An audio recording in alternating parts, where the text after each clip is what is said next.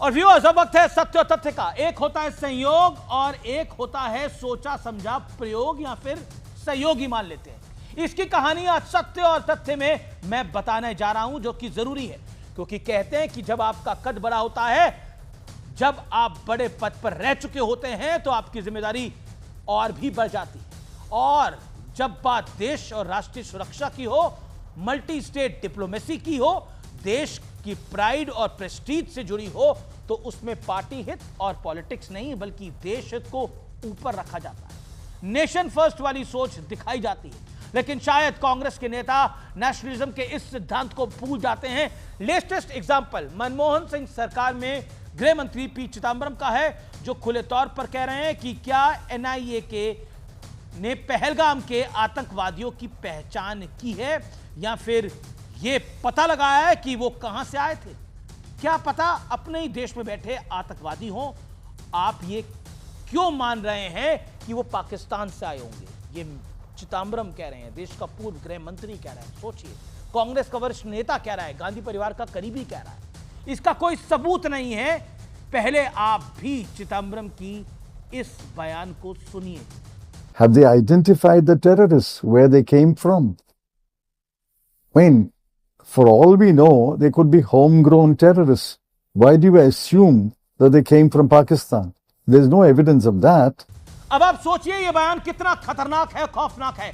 22 अप्रैल को पहलगाम में क्रूर आतंकी हमला हुआ और धर्म पूछ कर 26 बेगुनाह लोगों की निर्दयता से हत्या कर दी गई। इसके बाद मोदी सरकार ने कड़ा और बड़ा फैसला लेते हुए पुख्ता इनपुट्स के आधार पर पाकिस्तान को इसका जिम्मेदार बताया और ऑपरेशन सिंदूर चलाकर पाकिस्तान की कमर तोड़ दी। 9 आतंकी ठिकानों पर जबरदस्त अटैक किया गया, जिसमें 100 से ज्यादा आतंकी मारे गए और पाकिस्तान की सेना को भी भारी नुकसान हुआ।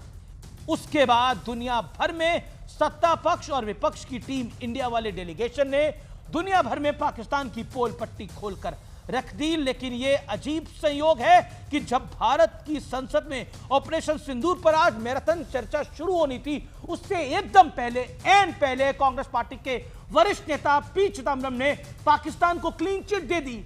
यह कैसा इत्तेफाक है? लेकिन यह इकलौती घटना नहीं है। 2008 में मालेगांव बम धमाके के बाद इन्हीं पी चिदंबरम ने भगवा आतंकवाद वाली थ्योरी को फ्लोट किया था। इसके बाद कांग्रेस के एक दिग्गज नेता दिग्विजय सिंह ने भी मालेगांव बम धमाके में भगवा यानी सैफरन टेररिज्म का एंगल फिट करने का पूरा प्रयास किया था।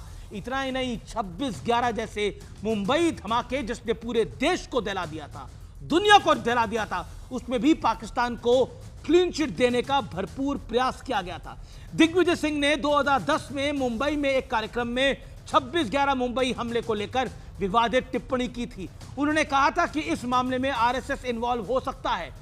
इसके साथ ही उन्होंने अजीज बर्नी की किताब 26/11 आरएसएस साजिश का समर्थन भी कर डाला था, जिसमें दावा किया गया था कि मुंबई हमले में आरएसएस और कुछ हिंदूवादी संगठनों की भूमिका थी। सोचिए, माथा पकड़ लेंगे आप, ये सब कुछ भारत में हुआ है और कांग्रेस ने किया है। जबकि मुंबई हमले में कसाब नाम का एक आतंकी जिंदा पकड़ा गया था, जिसने खुलकर यह माना था कि वो पाकिस्तानी है। अगर वो मर के पकड़ा गया होता तो शायद ये साबित करते थे वो भी हिंदुस्तानी है जी, क्योंकि उसने कलावा बांधा हुआ था जैसे मैंने बांधा हुआ है। साबित कर देते, क्या जाता है किसी का। उसके साथ आए दूसरे आतंकी भी पाकिस्तान के ही थे, ये कसाब ने माना था। सवाल है, क्या कांग्रेस राष्ट्रीय सुरक्षा में लगातार डेंट लगाकर भारत की जनता का भरोसा जीत पाएगी? और क्या लगातार डेंट लगाया है? आज सत्य और तथ्य में इसका निर्णय मैं आप पे छोड़ता हूं। मैं इस पर कुछ नहीं बोलूंगा, आप रिएक्ट